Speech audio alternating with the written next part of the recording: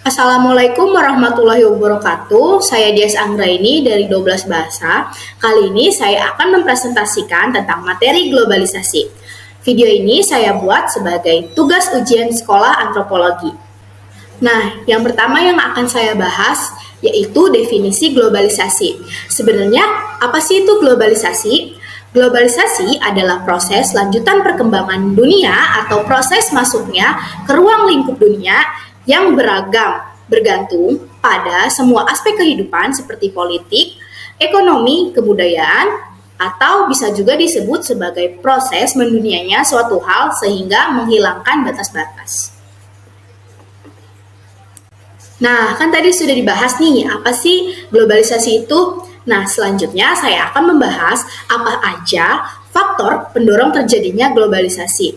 Sebenarnya, faktor pendorong terjadinya globalisasi itu sangat banyak. Namun, saya hanya akan memaparkan 5 yang menjadi faktor pendorong terjadinya globalisasi.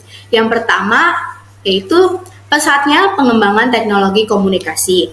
Yang kedua, integrasi ekonomi dunia. Yang ketiga, perubahan politik dunia. Yang keempat, berkembangnya perusahaan-perusahaan transnasional. Dan yang terakhir, adanya ketergantungan antar negara. Selanjutnya, saya akan membahas tentang contoh globalisasi di dunia nyata. Nah, saya mengambil dari 4 bidang tertentu. Seperti yang pertama ada bidang ekonomi, yang kedua ada bidang politik, yang ketiga ada bidang kebudayaan, dan yang keempat ada bidang teknologi informasi.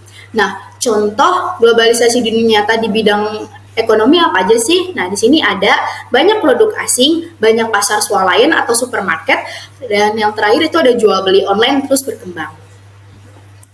Dan yang kedua ini ada bidang politik. Contohnya apa aja sih? Yang pertama itu ada memperluas dan meningkatkan hubungan kerjasama internasional dan pemerintah lebih terbuka dan demokratis. Dan yang ketiga ini ada dari bidang kebudayaan. Biasanya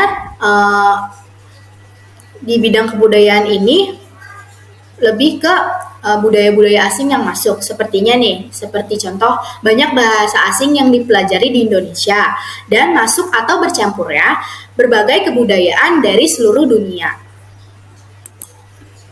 Dan yang terakhir ini ada dari bidang teknologi informasi. Nah, contoh-contohnya ini biasanya pergantian tenaga manusia dengan tenaga mesin, meningkatnya penggunaan gadget. Dan yang terakhir itu persebaran informasi yang sangat cepat. Nah, tadi kan sudah dibahas tentang contoh-contoh globalisasi yang ada di dunia nyata.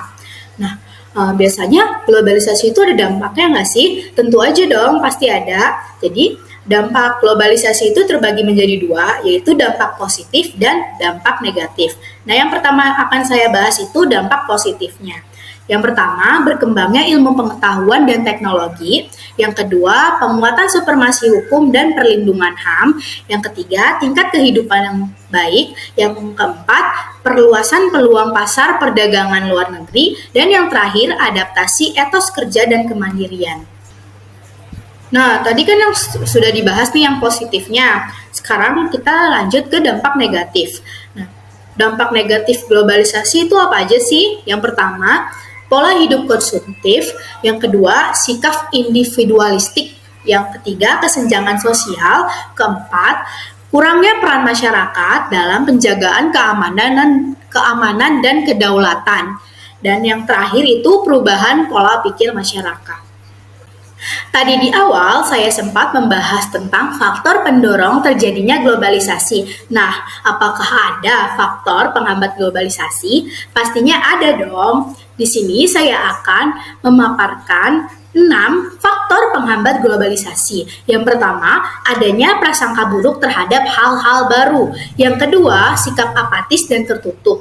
Yang ketiga, perkembangan ilmu pengetahuan yang lambat. Yang keempat, masyarakat tinggal di daerah 3T, yaitu terdalam, terpelosok, dan terpencil. Yang kelima, masyarakat gaptek atau bisa disebut juga gagal iptek. Yang keenam, sifat tradisional yang masih dipertahankan. Sekarang jadi tahu kan apa itu globalisasi dari faktor pendorong dan penghambatnya, contohnya, dan dampaknya. Nah, itu yang bisa saya sampaikan. Jika ada kesalahan kata, mohon dimaafkan. Sekian dari saya. Terima kasih. Wassalamualaikum warahmatullahi wabarakatuh.